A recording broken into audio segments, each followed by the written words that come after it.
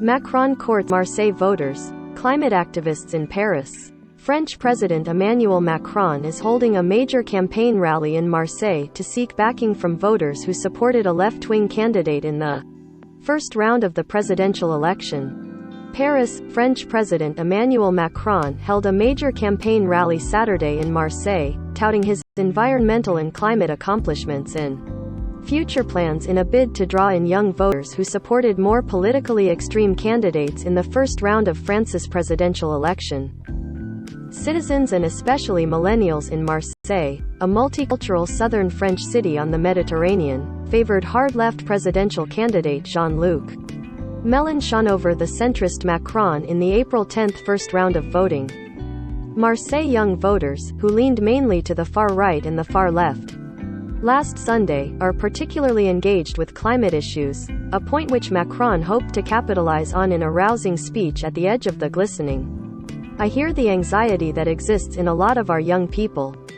I see young people, adolescents, who are fearful about our planet's future," he said. Macron is facing off against far-right challenger Marine Le Pen in France's April 24 presidential runoff after 10 other candidates, including Mélenchon, were eliminated in the first round of voting. For many who voted for left-wing candidates in the first round, the presidential runoff vote is an unpalatable choice between a candidate who is anathema to them, Le Pen, and a president who some feel has veered to the right of center during his first term. The runoff outcome could depend on how left-wing voters make up their minds between backing Macron or leaving him to fend for himself against Le Pen. Macron has mixed green credentials, something he hopes to improve on. Although he was associated with the slogan, "Make the planet great again," in his first five-year term, he capitulated to angry Yellow Vest protesters by scrapping a tax hike on fuel prices.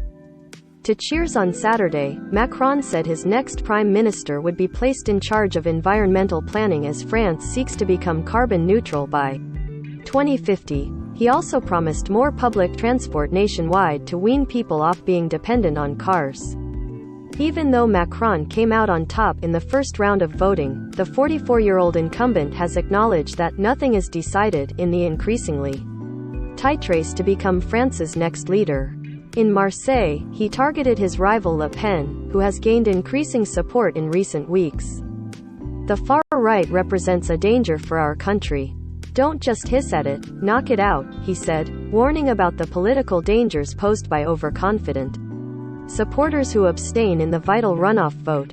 Le Pen spent Saturday reaching out to voters in Saint-Rémy-sur-Avre, a village in northwestern France where she visited an antiques market.